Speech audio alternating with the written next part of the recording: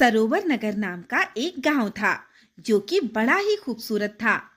उसकी सबसे बड़ी खासियत ये थी कि उस गांव में चार बड़े बड़े झरने बहते थे और इन झरनों में पानी बर्फीली पहाड़ियों से होकर आता था। इसीलिए ये झरने पूरे साल पानी से भरे रहते थे। इन झरनों के आसपास बहुत तरह के सुंदर सुंदर फूल खिलते थे, जो फूल आसपास के कई गांवों में देखने को भी नहीं मिलते थे। और उन झरनों से बहते हुए पानी की वजह से पूरा गांव हरा भरा और बड़ा ही खूबसूरत था। झरनों की ही वजह से उस गांव में कभी भी गर्मी नहीं पड़ती थी। इसीलिए लोग गर्मी से राहत पाने के लिए वहां आया करते थे। गांव की इसी खूबसूरती के कारण दूर दूर से लोग उस गांव को देखने आया करते थे। और जब सैलानी दूर दूर से उस गांव में घूमने के लिए आते तो गांव वालों से तरह तरह की चीजें और खाना भी खरीदते। इसी वजह से वो गांव धन के मामले में काफी संपन्न था। उस गांव में पैसे, पानी, हरियाली, किसी भी चीज की कमी नहीं थी। लेकिन उस गांव के लोगों में एक कमी थी, और वो ये कि वे लोग बहुत लालची थे। जब भी कोई सैलानी गांव घूमने आता और गांव वालों से कोई सामान खरीदता तो वो उसे बड़े ही महंगे दामों पर बेचा करते थे। हीरा सेठ भी अपने दो बच्चों और पत्नी के साथ वहां घूमने आया था। हीरा सेठ एक चाट की दुकान पर पहुंचा और उसने कहा, अरे चाट वाले भैया, जरा हम लोगों को 2 चाट लगाना तो। पिताजी, हम लोग तो 4 हैं, आप 2 ही चाट ले रहे हैं, ऐसा क्यों? अरे चिंटू, मेरे पास पैसे नहीं हैं, तू चुप कर। चाट वाले ने हीरा सेठ को 2 चाट लगा दी। हीरा सेठ, उसकी पत्नी और बच्चों ने चाट खा लिया। फिर हीरा सेठ बोला, हाँ भैया, कितने पैसे हुए? 500 हो गए सेठ जी। हाँ, 500 कैसे? 20-20 की 2 चाट के तुम 500 ले रहे हो? सेठ जी, शायद आप यहाँ पहली बार आए हैं। यहाँ के चाट के यही रेट होते हैं। आखिर हमारा गांव इतना खूबसूरत है, उसके तो हम चार्ज लेते नहीं। कम से कम खाने पीने का चार्ज तो ज्यादा ही होगा। नहीं नहीं, मैं इतने पैसे नहीं दूंगा। ये रख लो 100 रुपए, इससे ज्यादा 1 फूटी कौड़ी भी नहीं दूंगा। हीरा सेठ, अगर तुम पैसे नहीं दोगे तो इस गांव से बाहर नहीं जा पाओगे, क्योंकि इस गांव से बाहर जाने के लिए टिकट लेनी पड़ती है। और अगर किसी दुकानदार ने टिकट काउंटर पर कंप्लेन कर दिया तो आपको बाहर जाने का रास्ता नहीं मिलेगा। अरे बाप रे बाप, तुम लोगों ने तो अच्छी खासी ठगी मचा रखी है। ये लो अपने पैसे, और तुम लोग चलो यहाँ से। आज के बाद इस गांव में कभी नहीं आएंगे।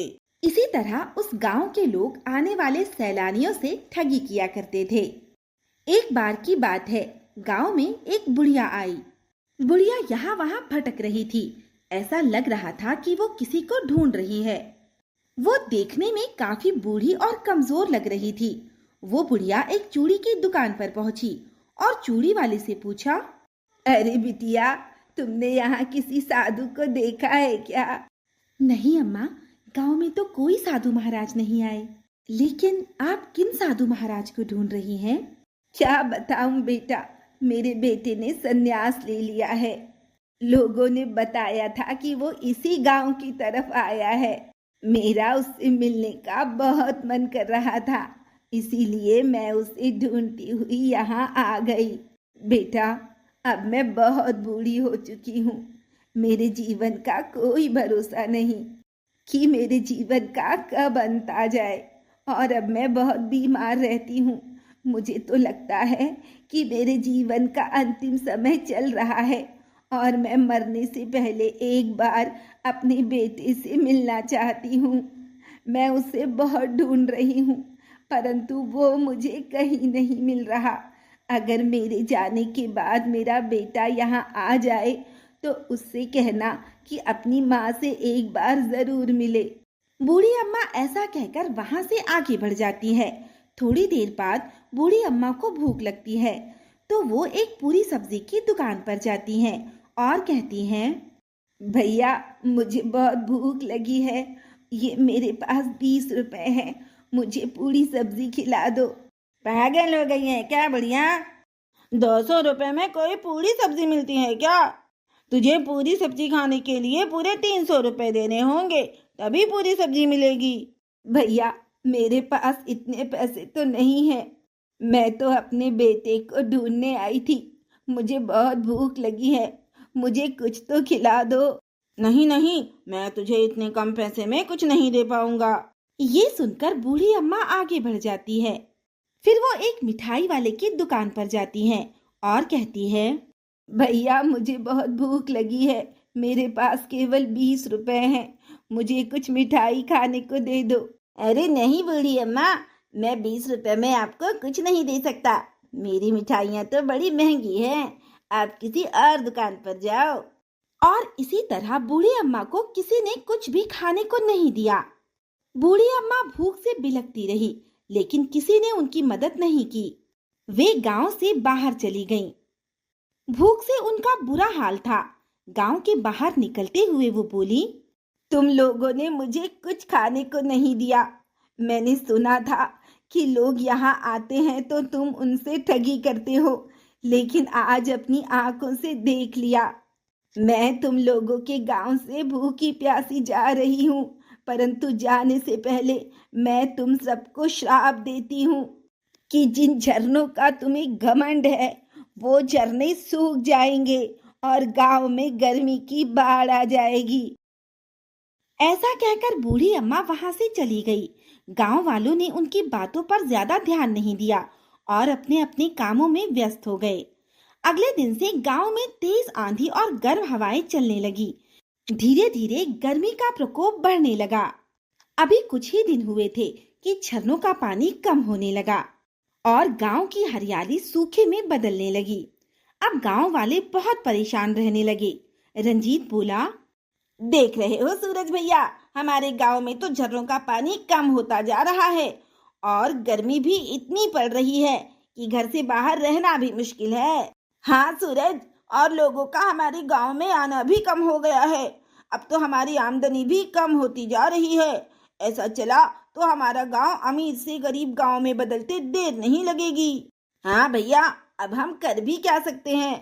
अभी कुछ ही दिन बीते थे कि झरनों का पानी पूरी तरह सूख गया और गांव की हरियाली भी पूरी तरह खत्म हो गई।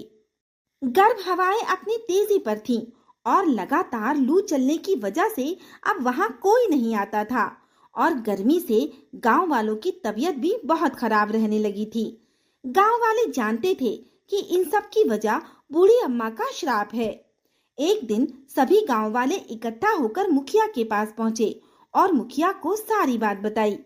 ये सारी बातें सुनकर मुखिया बोले, आप लोगों ने ये अच्छा नहीं किया।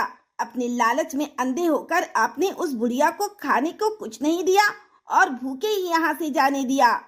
इसीलिए उस बुढ़िया ने श्राप दिया, जिसकी वजह से आज हमारे गांव की ये दुर्दशा है। मुखिया जी, आप सही कह रहे हैं। हमें हमारी गलती का एहसास है। अब हमें क्या करना चाहिए? इस गलती का प्रायश्चित हम भला कैसे करें? एक तरीका है। वो क्या मुखिया जी? हम सभी को मिलकर उस बूढ़ी अम्मा के बेटे साधु महाराज को ढूंढना होगा।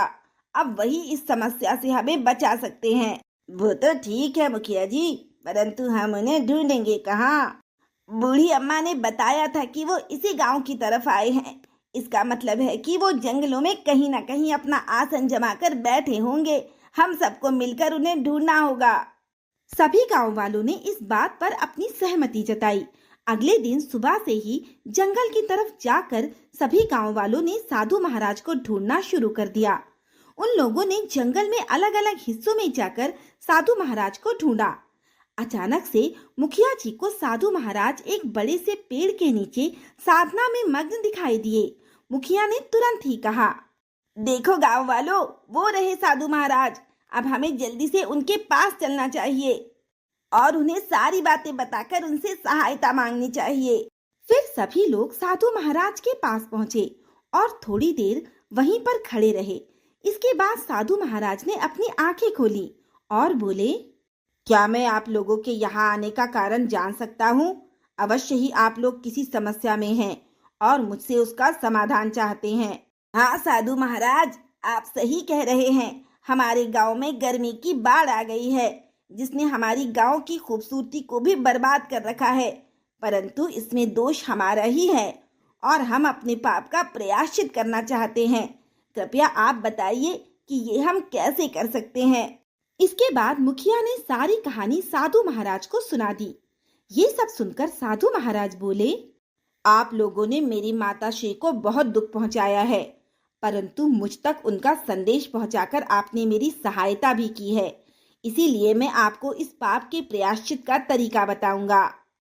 आप लोग अपने गांव लौट जाइए और प्रतीक्षा कीजिए। जब भी गांव में कोई भूखा व्यक्ति आएगा और आप सब मिलकर उसे खाना खिलाएंगे तो आपका गांव फिर से हरा भरा हो जाएगा। ऐसा मेरा आशीर्वाद है। और इसके बाद गांव के झरनों में पानी भी लौट आएगा। परंतु याद रखना, अब वहां पर आने वाले सैलानियों के साथ कभी भी ठगी मत करना तथा भूखे को खाना और प्यासे को पानी पिलाते रहना। ऐसा कहकर साधु महाराज अपनी माँ से मिलने चल पड़े और गांव वाले गांव वापस आ गए। कुछ दिनों बाद वैसा ही हुआ जैसा साधु महाराज ने कहा था। वहां पर एक सावित्री नाम की विधवा औरत अपने बेटे के साथ आई, जो कि बहुत भूखी थी।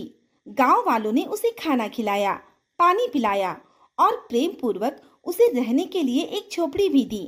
ऐसा करते ही गांव की स्थिति में सुधार आने लगा। झरनों में पानी आ गया और धीरे धीरे गांव की हरियाली भी लौट आई और वो गांव वापस से खूबसूरत गांव बन गया।